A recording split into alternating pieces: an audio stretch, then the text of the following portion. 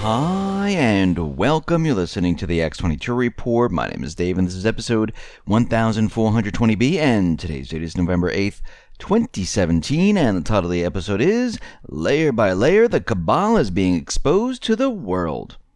Let's get into the economic collapse, political and geopolitical news. Now, it looks like Trump is making his move to repeal the individual mandate from Obamacare. Now, we discussed Obamacare yesterday, and we know the corporate media is out there trying to convince us that the sign-ups, they're just better than ever, and it really makes no sense whatsoever. We know that half the exchanges are bankrupt. We understand the premiums are skyrocketing. People are losing their jobs, and we need to really dig through all these numbers and see what's really going on. And we know from the past that they included those individuals that have signed up before, those individuals that are being subsidized, and they manipulate those numbers, but they never report on the people that opted out. And that number is normally the same or even larger than those people who signed up before. And those people who signed up before, they had insurance before, and all they did was move over to Obamacare. So we're not really seeing any big difference here. What we're seeing is a complete breakdown because more and more insurers, they're stepping away from Obamacare. And like I said, if it was so great, why did the government exempt themselves? They should have got rid of their crappy insurance and taken Obamacare. But we see right now the CBO, and the CBO, they, sometimes hit it with their calculations of how well this is going to be and how well it's going to work out. But they came out and they're supporting Trump right now, saying, yes, we calculated the individual mandate, and if we got rid of it, it would save $338 billion over 10 years. Now, who cares about that? What I care about is the everyday individual person, where they don't have to pay taxes, where it will free their currency up, where maybe they can pay for their rent, maybe they can pay for more food, or pay for whatever they need to pay for instead of it going towards taxes. And we can see right now they're going to try to make a play for this and use this to try to get rid of it. And I think they should get rid of it. Actually, I think the whole thing should be scrapped and gotten rid of completely. We see that the Cabal, they are in big trouble right now. Layer by layer, the Cabal is being exposed to the world. And we're starting to see all this information coming out. And remember, way back earlier this summer, we saw that there was this meeting between Donald Trump Jr., the Russian lawyer Natalia, and they said, this is all Russian collusion. And we knew this was a complete setup. We knew that Clinton was all part of this. We knew that the Cabal was all part of this. We knew that Fusion GPS was orchestrated and directed and paid by the Cabal. And what we're starting to see right now is that, according to a report, hours before the lawyer Natalia sat down with Trump Jr., Paul Manafort, and Jared Kushner at Trump Tower on June 9, 2016, she was with Fusion GPS co-founder and former Wall Street Journal reporter Glenn Simpson in a federal Manhattan courtroom. The pair were together shortly after the Trump Jr. meeting as well. Of course, this is an intriguing new development because just a couple of months prior to these events, Fusion GPS was paid at least $1 million by Hillary's campaign and the DNC to prove that Trump was working with the Russians. All of which begs the obvious question, was the whole Trump Jr. fiasco nothing more than a failed attempt to sabotage the Trump campaign, to make it look like there was Russian collusion, to make sure that Hillary won the presidency? And this is exactly what this was all about. And we're starting to see that this is all starting to fall apart completely. Now, not only were Simpson and the Russian lawyer Natalia, together before the Trump Jr. meeting, as it turns out, Fusion GPS was hired by the Baker Hostetler to represent Russian firm Prevezon in an asset forfeiture case, a firm which Russian lawyer Natalia also represented and was the reason that she was in the U.S. in the first place. Now, to summarize, Fusion GPS and the Russian lawyer Natalia, were effectively co-workers defending a Putin-linked Russian operative on trial in the U.S. for a massive $230 million money laundering fraud. And we can see right now, this whole thing where they're trying to show Russian collusion, well, it's falling apart because we're seeing that this was all paid for, that they were dealing with the Russians. They work with the Russians with the Uranium One deal. John McCain knew about it. And it's all starting to come out and fall apart. And, of course, the corporate media, they're staying away from it. They don't want to really report on it. But eventually what's going to happen is that all this information is going to come out. And we're going to see a lot more information come out. Now, we know that the Cabal has been trying to control free speech, which, if you control it, it's not really free speech. Political correctness is a form of control. And they were trying to control it with hate speech because they wanted to tell you what hate speech was. They were going to define it for you so this way they can control it. So we see the Cato Institute. They did a 2017 free speech and tolerance survey. And they found something very interesting. That the overwhelming majority, 82% of Americans, agree that it would be hard to ban hate speech because people can't agree which hate speech is hateful. 17% disagree with this. And they did this across many different cities, many different individuals, Democrats, Republicans. And once again, this is the problem with controlling free speech and saying, ooh, that's hateful. That's political correctness, because everyone has a different definition. And we discussed this before. Because you cannot just say that's hate speech because to one group it's not really hate. To another group it is.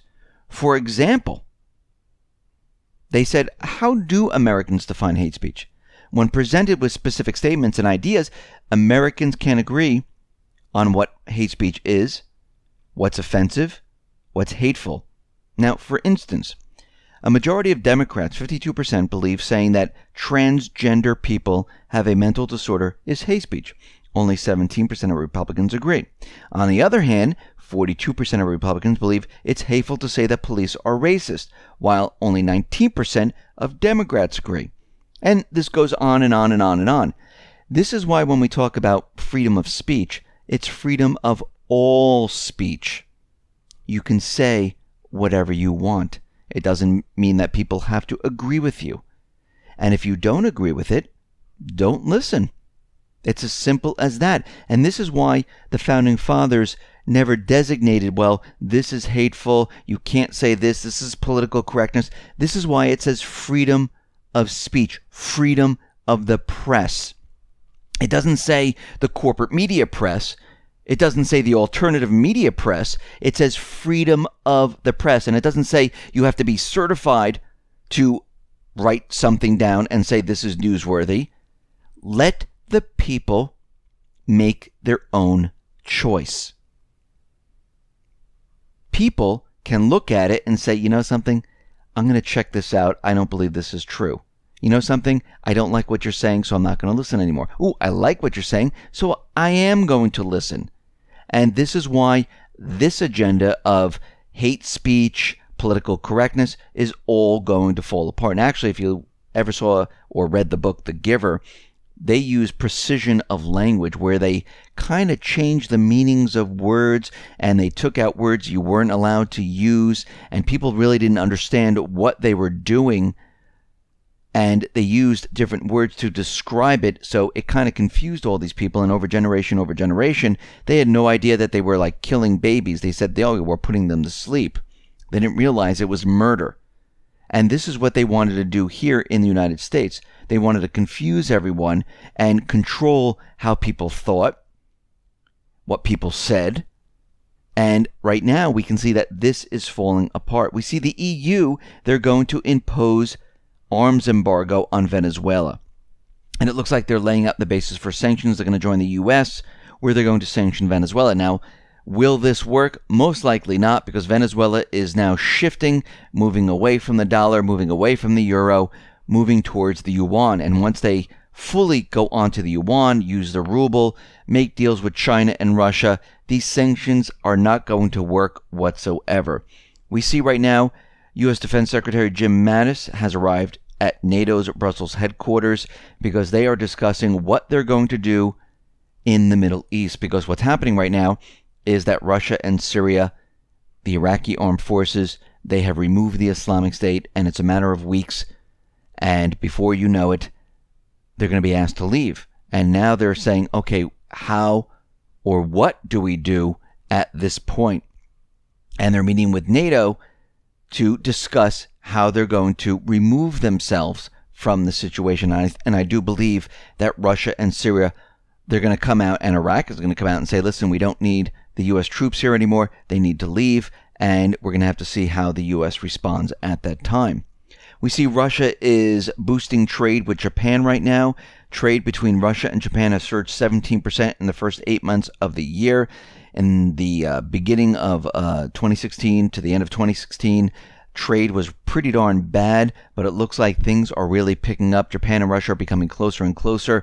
Moscow has also suggested building a road and rail bridge from Russia to Japan, and this would interlink the One Belt, One Road system. So we can see that they're all prepping for the Belt and Road, and there's going to be trade all throughout Europe, all throughout Asia, all throughout Africa, leading into South America, and maybe the U.S. will have to see how that plays out.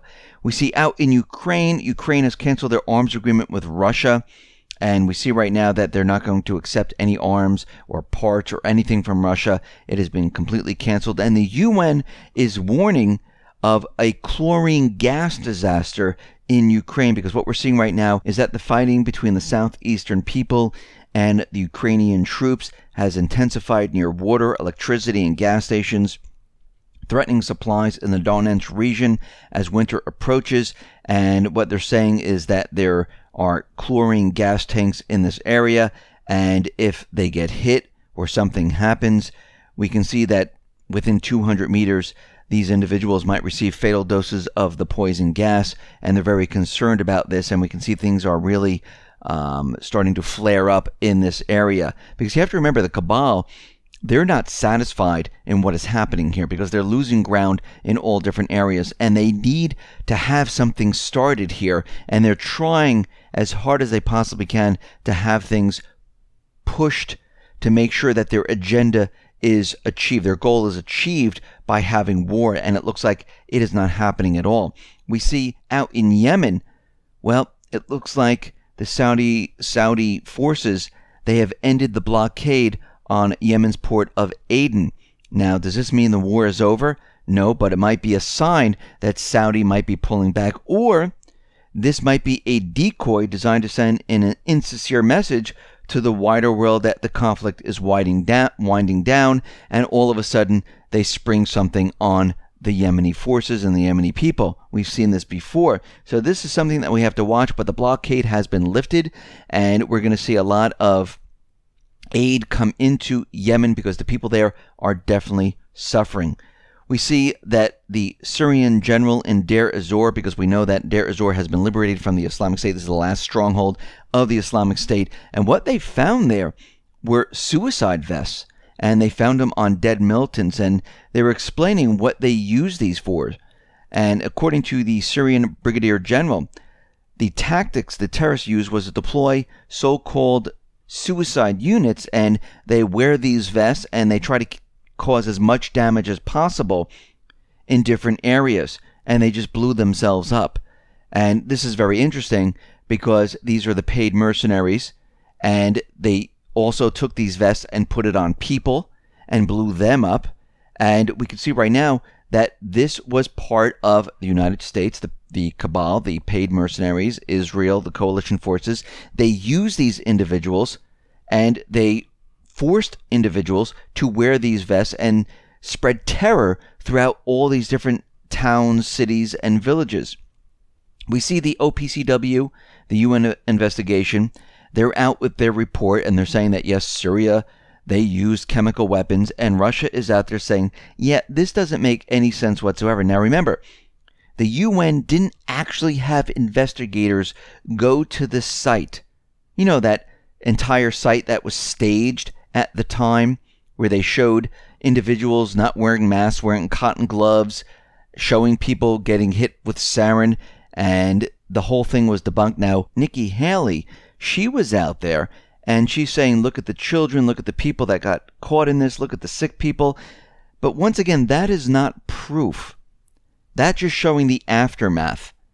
And Russia's saying this whole thing makes no sense. There was no investigative team. They took the Milton's investigation. They used that. They used the White Helmets investigation. And the UN never sent individuals to the site. Now, other individuals are looking at this, and they are looking at the explosion on the street, saying that the shell obliteration suggests high explosive, a munition designed not conducive with a chemical payload. And once again, we had a professor look at this, said the same exact thing. And of course, the U.S., the Cabal, is trying to use the same exact tactic, trying to use this report, and it's just not going to work. It's a dead end. We see that the Syrian opposition had a lot more motive to use chemical weapons and chemical attacks on the people of Syria, on the Syrian forces, than the government of Syria to use it on their own people. Now think about this. Why would Assad, if the people are supporting Assad, he's bringing in Russia, why would he use chemical weapons on his own people? It makes no sense. The whole story doesn't make sense. It would be like George Washington turning around and firing on his own people, or using gas on his own people, then going and fighting the terrorists. It makes no sense. It'd make more sense if the terrorists were using the chemical weapons on the people and using it on the forces of George Washington. And again, this story has never made any sense, but they were trying to push it to make it look like Assad was this evil individual where he's using this on his own people, but the people elected him, the people supported him, the people, all the refugees are coming back into Syria. So if he was so terrible and he was torturing, using chemical weapons on all these people, why have 1.6 million people returned to Syria? They would have just stayed out of Syria. But it makes no sense because the whole thing was propaganda once again. We see that the Islamic State hackers, most likely the intelligence community, Mossad and the rest, have been hacking 800 school websites in the U.S. to show users pictures of Saddam Hussein with the text, "I love the Islamic State." Now, what we're seeing here is they're building the propaganda that the Islamic State has this power to cyber attack, has the power to push their agenda, to show that Saddam Hussein was with or supported the Islamic State. The whole thing is completely made up, and the whole thing is being pushed by the intelligence community to convince us that the Islamic State once again is coming here to the United States, to Europe, to cause havoc in the country. And as we know, the U.S., the coalition forces, Mossad, they're the ones who created the Islamic State. They're the ones who supported them, funded them. So what they're really saying is that the Cabal, those individuals that are losing the war out in the world, where they're being exposed, they're coming to get us. They're going to have terror in all these areas. That's what they're really saying. And this is what I've been talking about. They are preparing and getting ready to push the major event because they need to distract from all of this. Because if they don't, well, they're going down. And we can see right now, time is ticking by, and they're running out of time. What is happening right now? The economy is completely falling apart. They're losing the Middle East. North Korea is on the verge of having peace, and they can't get a war started anywhere. They're trying with Iran. It is not working. First of all, Iran is not going to get into a war. There is no reason for them to get into a war. There's no reason to fire missiles at Saudi Arabia. There's no reason for them to attack anyone. This is the dream of the Cabal, of these individuals in all these different countries and the intelligence agencies to start this war to cover up everything that's been going on. And it's all failing right now. It's all falling apart, and they are backed against the wall. They have nowhere else to turn, and this is why we might see an event, because we're going to have to see how desperate they are, what they have planned, because we know certain things are in the works. The FBI has been having drills in amusement parks. We know that they've been pinning the cyber attacks on North Korea, saying that North Korea has the ability to shut down the power grid because they've been sending phishing emails to the power infrastructure. They've been talking about Russia and how they have malware in our financial institutions, how the Islamic State is coming to get us with physical attacks. So you can see they've been preparing for this. They've been pushing their agenda, and it looks like it's just a matter of time. Now, it can go either way. The whole system can just completely fall apart. These people are arrested. They're put on trial. And we just clean our hands of them. But I don't think they're going to let that happen. I think they're just going to go all out and say, you know what? You're not catching us. We're going to have this one big event, and we're going to distract everyone. They've done it in the past, and they can do it again. Listen, everyone, thanks a lot for listening. Be well, be safe, and especially be prepared. Thanks a lot.